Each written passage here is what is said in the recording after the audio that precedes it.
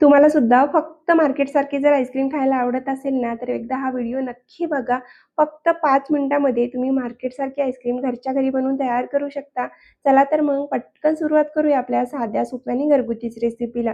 आजपासून समर special ice cream series सुरू केली आहे, तर चॅनलला पटकन सबस्क्राईब करून घ्या, जेणेकरून माझे नवीन आईस्क्रीमचे व्हिडिओ तुमच्यापर्यंत पोहोचतील. चला तर मग सगळ्यात आधी आपल्याला गॅसवर एक पॅन ठेवायचं आहे. त्याच्यामध्ये अर्धा कप इतकं बदाम ॲड करायचे आहेत. बदाम छान आपल्याला भाजून घ्यायचे आहेत. जोपर्यंत बदाम छान असे फुटत नाहीत तोपर्यंत भाजून घ्यायचे आहेत. बघू शकता बदामला छान असा क्रॅक गेलाय. तोपर्यंत एकदम कमी गॅसवर आपल्याला बदाम भाजून घ्यायचे. बदाम भाजून तयार आहे. प्लेटमध्ये काढूया. आता आपल्याला जोपर्यंत पूर्णपणे बदाम थंड होत नाही तोपर्यंत थंड करून घ्यायचे. बदाम छान थंड झालेत. आता मिक्सरच्या पॉटमध्ये याच्यातले आपल्याला पूर्ण बदाम ॲड करायचे. जवळपास 10 ते 12 बदाम बाजूला ठेवून घ्यायचं आहे. तर आता मिक्सरला लावून एकदम बारीक पावडर तयार करायची आहे. तर बघा पावडर तयार करून घेतलेली आहे बदामाची. तुम्ही बघू शकता एकदम बारीक पावडर तयार केलेली आहे. आता याच्यामध्ये आपल्याला थोडंसं दूध ॲड करायचं आहे. जवळपास पाव वाटी इतकं दूध ॲड करायचं आहे. आता मिक्सरला लावून 2-3 वेळेस पल्स मोडवर फिरवून घ्यायचं आहे आणि इथे आपली बदामची पेस्ट तयार झालेली आहे. आता गॅसवर एक पॅन ठेवलेला आहे. गॅस अजून बंद आहे. गॅस ऑन केलेला नाहीये.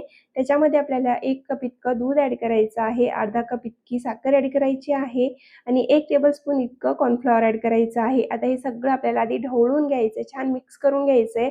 म्हणजे कॉर्नफ्लॉवरच्या ह्याच्यामध्ये गुठळ्या होणार नाही, स्मूथ बॅटर तयार होईल. त्यासाठी आधी आपल्याला हे सगळं थंडच असताना मिक्स करून घ्यायचं आहे दुधामध्ये.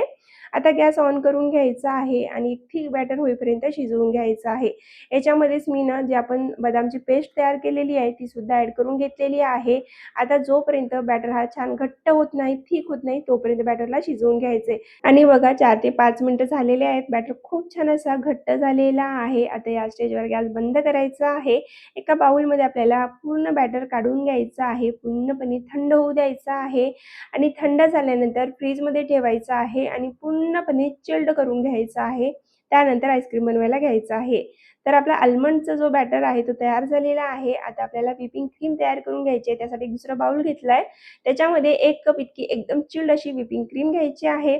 आता बीटर मशीनने जोपर्यंत क्रीम डबल होत नाही तोपर्यंत बीट करून घ्यायचं आहे आणि तुम्ही इथे बघा खूप छान अशी क्रीम डबल झालेली आहे. आता याच्यामध्ये जे आपण आल्मंडचं बॅटर तयार करून घेतलेला आहे तो ॲड करून घ्यायचा आहे. एकदम चिल्ड करून घेतलेलं आहे बघा आणि थंड असताना किती पातळ होतं, आता किती घट्ट झालेलं आहे. आता याच्यामध्येच आपल्याला 1 टीस्पून इतकं व्हॅनिला एसेन्स ॲड करायचं आहे आणि जे बदाम बाजूला ठेवून घेतले होते ते बदाम बारीक चिरून याच्यामध्ये ॲड करून घ्यायचं आहे. परत एकदा बीटर मशीनने 2-3 मिनिटांसाठी याला बीट करून घ्यायचं आहे आणि आपल्याला हे क्रीम बीट करत असताना खूप जास्त वेळ बीट करायची गरज नाहीये. थोडीशी लिक्विडी फॉर्ममध्ये राहिली तरी चालेल, कारण आपल्याला केकसाठी क्रीम बनवायची नाही. केकसाठी क्रीम बनवत असताना खूप जास्त थिक बनवावी लागते, पण ज्यावेळेला आपण आईस्क्रीमसाठी क्रीम बनवतो ना त्यावेळेला थोडीशी लिक्विडी फॉर्ममध्येच राहिली तर खूप छान आईस्क्रीम बनवून तयार होते. तर बघा आपल्या आईस्क्रीमचा बेस रेडी झालेला आहे. आता एक दुसरं कंटेनर घ्यायचं आहे. ते एअरटाईट कंटेनर घ्यायचं आहे. त्याच्यामध्ये आईस वगैरे जमणार नाही असं कंटेनर घ्यायचं आहे. तर बघा इथे मी एक कंटेनर घेतलेला आहे. त्याच्यामध्ये ही जी क्रीम आहे ते पूर्ण आपल्याला ॲड करून घ्यायची आहे. जेवढी क्रीम बसेल तेवढी इथे मी ॲड करून घेणार आहे, कारण माझं कंटेनर थोडंसं छोटं आहे. तर इथे बघा मी पूर्ण क्रीम ॲड करून घेतलेली आहे. बाकीची जी राहिलेली क्रीम आहे ती दुसऱ्या कंटेनरमध्ये मी भरून घेणार आहे. आता आपल्याला याच्यावरून झाकण लावायचं आहे आणि ओव्हरनाईट किंवा 7 ते 8 तासासाठी फ्रीझरमध्ये सेट होण्यासाठी ठेवायचं आहे. तर बघा जी उरलेली क्रीम आहे ती मी दुसऱ्या कंटेनरमध्ये भरून घेणार आहे आणि तो सुद्धा कंटेनर फ्रीझरमध्ये 7 ते 8 तासासाठी आपल्याला ठेवून घ्यायचा आहे.